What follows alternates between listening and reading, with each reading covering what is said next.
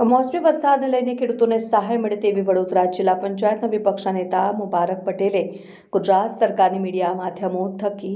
રજૂઆત કરી। કમોસમી વરસાદને કારણે ચારે તરફ ફેલાયેલા પાણી વચ્ચે મૂંગા પશુઓને પણ પોતાના જીવ બચાવવા ખેતરો અને ચરણી આણા છોડી નીકળી જવું પડ્યું હોય તેવી આ કુદરતી આફત આવી પડી છે। તેવામાં ખેડૂતોના પાકને નુકસાન થયું છે અને કોંગ્રેસની સરકારમાં પૂર્વ પ્રધાનમંત્રી મનમોહન સિંહ દ્વારા ખેડૂતો માટે મોટું પેકેજ જાહેર કરવામાં આવ્યું હતું ને સાથે આજે સરદાર વલ્લભભાઈ પટેલની જન્મજયંતિ નિમિત્તે પ્રધાનમંત્રી નરેન્દ્ર મોદીએ પણ એકતાનગરથી કોઈ પણ પ્રકારની જાહેરાત ન કરતા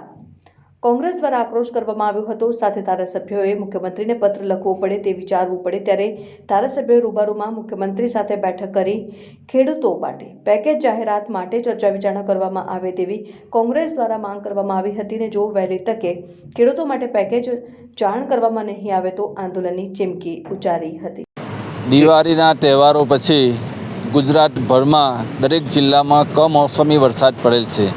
એ કમોસમી વરસાદ પડવાના કારણે ખેડૂત સમાજને ઘણું મોટું નુકસાન થયેલ છે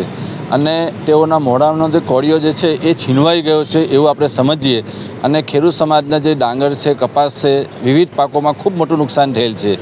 ભાજપના જે ધારાસભ્યો છે એમને પત્રો લખવા પડે, પત્રો લખવાની જરૂર નથી, તમારે મુખ્યમંત્રી સાથે બેસીને તાત્કાલિક પેકેજ બહાર પાડવા પડે, પેકેજની જાહેરાત કરવી પડે, ખેડૂતોના જે દેવા છે એ દેવા માફ કરવા પડે। તેમ છતાં જો તમે લેટરનો જે વોર્ડ ચલાવો છે ખોટો છે અને આજ દિન સુધી મુખ્યમંત્રીશ્રીએ કે સરકારશ્રીએ કે સરકાર તરફથી કોઈપણ પ્રકારની ખેડૂત સમાજ માટે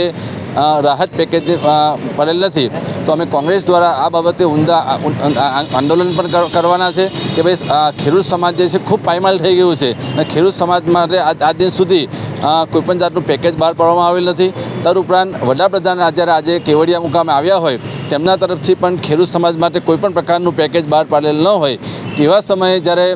મનમોહનસિંહ સરકાર હતી અને મનમોહનસિંહ સરકારે ખેડૂતો માટે ખૂબ મોટું પેકેજ બહાર પાડેલું, એવી જ રીતે આ ભાજપની સરકાર પણ ખેડૂતોની સાથે રહે એવી અમારી નમ્ર વિનંતી છે। તદુપરાંત આજરોજ ઇન્દિરા ગાંધીની પુણ્યતિથિ હોય તેમને પણ અમે યાદ કરીએ કે તેઓ આપણા ભારત દેશના પ્રથમ મહિલા વડાપ્રધાન હતા અને તેમને પણ અમે પુષ્પાંજલિ અર્પણ કરીએ છીએ।